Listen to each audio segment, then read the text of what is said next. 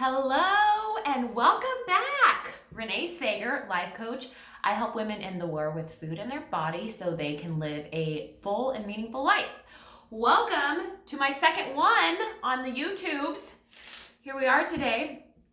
I would just like to take a little shout out or a second for a shout out to myself for buying some new clothes. Okay, so a couple weeks ago, there was an event where I needed to wear a formal dress, a semi-formal gown. Like it was a fancier event, and I don't really do that much fancy stuff, to be honest. I would say I'm in workout stuff 97% of the time.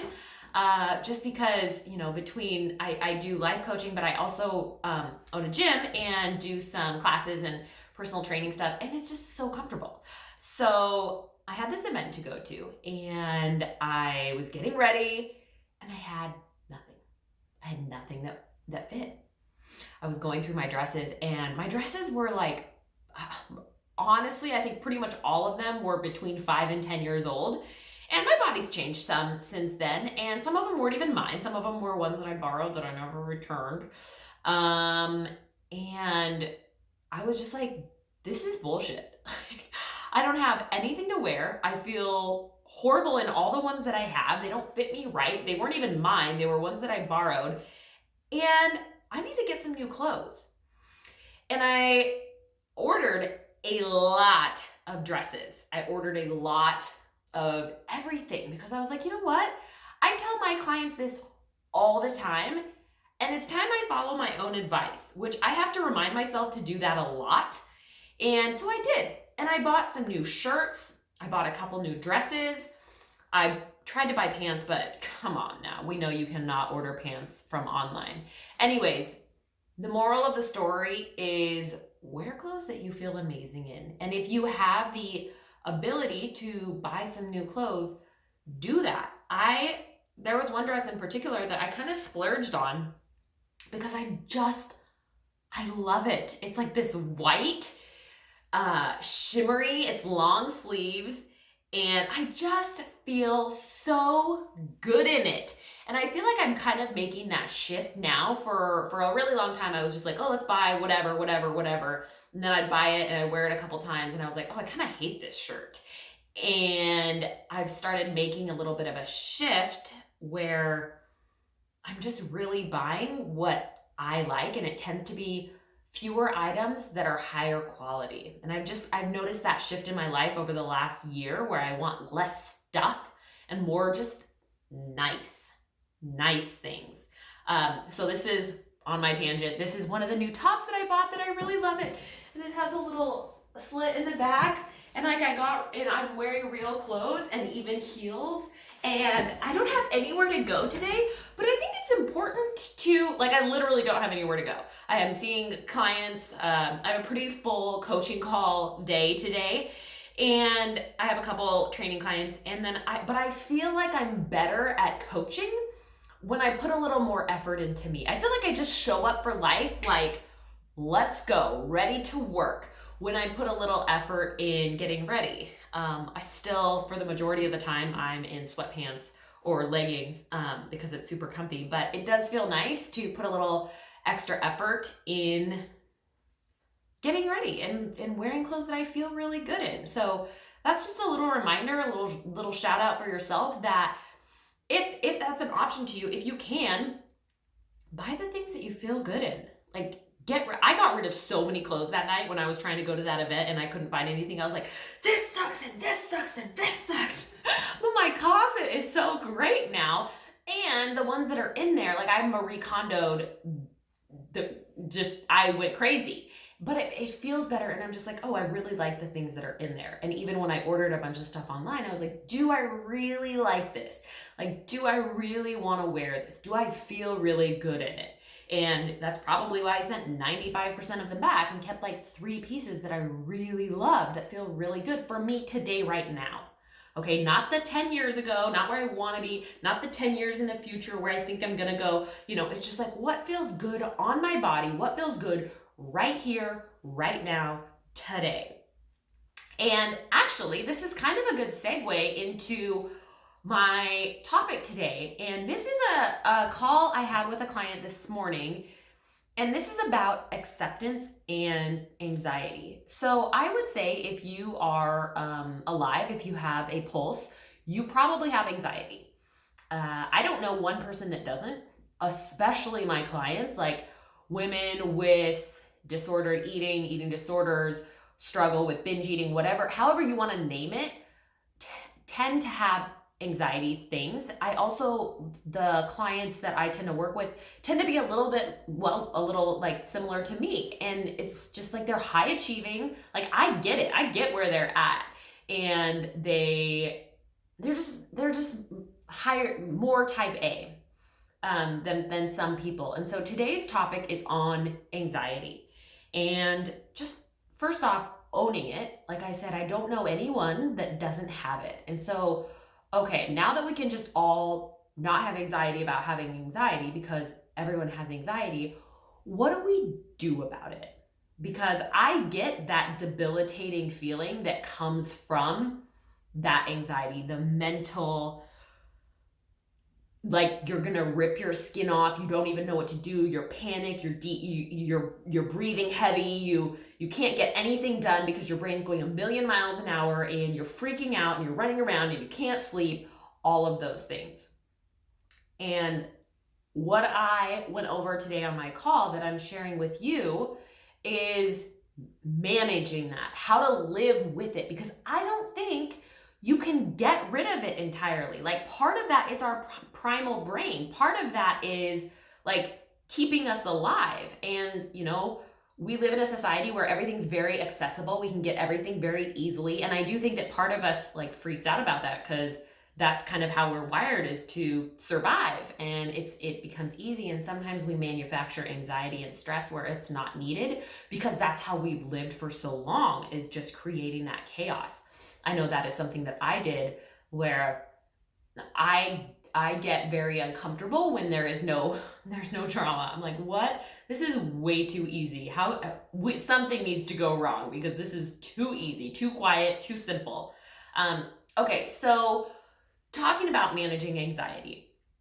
If that comes up for you, and this is the analogy that I used this morning, and she really liked it, so I thought I'd share it with you.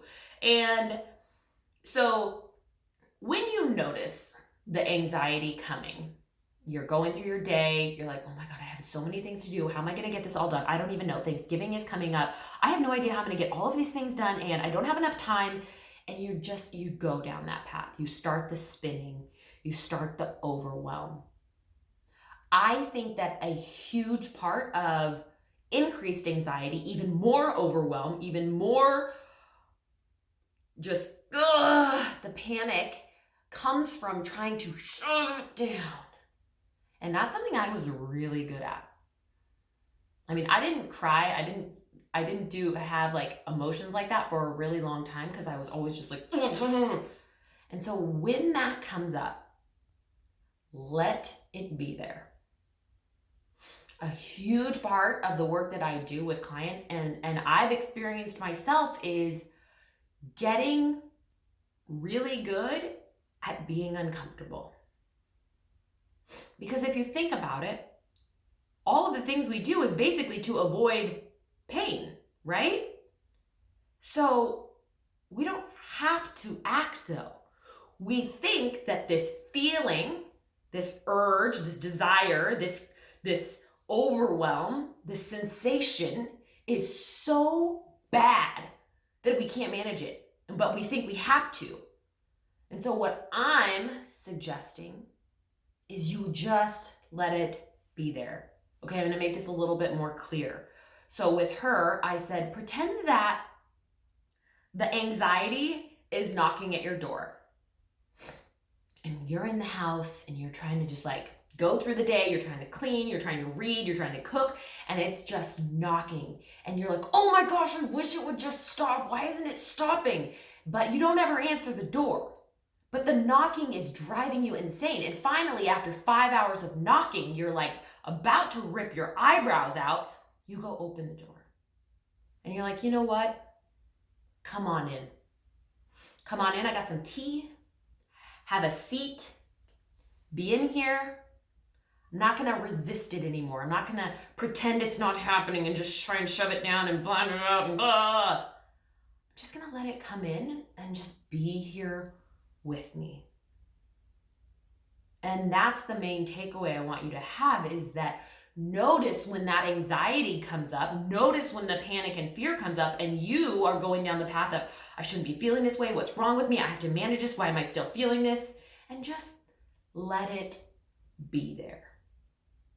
Just own it. Just be like, oh, cool. Right on time. You've been coming this way for years. Of course you're here. I have a big trip coming up. I have a big presentation. I have the holidays. Like, of course I'm going to feel stressed. Of course I'm going to feel overwhelmed. Whew. Excellent. It's right on time. This is exactly what I was planning on. And not expecting yourself to not be overwhelmed, not expecting yourself to not feel anxious. Again, that's where so much of our suffering and our pain comes from, is expecting ourselves to be somewhere other than exactly where we are. Whether that's with body image, whether that's with income, whether that's with the feeling of not being prepared, it's like you cannot be anywhere else other than right where you are today. Worrying about not fill in the blank isn't going to get you there any faster. And typically that overwhelm and that anxiety, when you indulge in it, when you spin out even more, when you throw gasoline on it, it makes you act in a way that doesn't align with the goal that you want. You know, for example, if you're trying to study for a big test, something that we've probably all done, and you're just thinking the whole time you're studying, how am I ever going to do this? I have so many notes. I have to do an outline and then note cards and then blah, blah, blah. And you start to feel it in your body. Your brain starts to go all over the place. This was a huge one for me for a long time. I barely got any studying done because I was so scatterbrained. Like when I would go down that path of, I'm so overwhelmed, how am I ever going to do this? Oh my God. Then I would feel panicked and I would start this and I would start that and I would start this and then I'd freak out and then I'd cry and then I'd eat and then I'd do this and then that. And instead, it's just like, okay, here it is. Stress and anxiety from an upcoming exam. Here it comes. Okay, what do I need? Do I need to go for a walk? Do I need to take a bath? Do I need to eat something? Do I need to make a list of the top 3 things I actually need to do? You know, I think that's another big one, is like, what do you need in that moment? Which was another great thing that we discussed on the call, which was your coping skill may not always work. If you are stressed out, a bath may actually only increase your anxiety, because what you really need is to be around people. Or going and being around a ton of people may increase, because what you really needed is to just go home and just decompress. So giving yourself that flexibility that every single coping mechanism isn't going to work every single time. Like, wait a second, this worked last week on Tuesday at this time. Why isn't it working now? It's like, okay. Again, bringing it back right here, right now. What do I need in this moment for this anxiety? Can I just keep moving? Can I just keep doing my daily stuff despite feeling a little bit anxious? Now that I know it's not a problem, it's not something I have to solve, it's not something I have to get rid of, it can just like be here on my shoulder while I go around my day, and it's gonna pipe up and I can just be like, okay, cool, yeah, I hear you, thank you, we're just gonna keep moving, cool. Okay, I hope that is a helpful little tip and you got something out of that.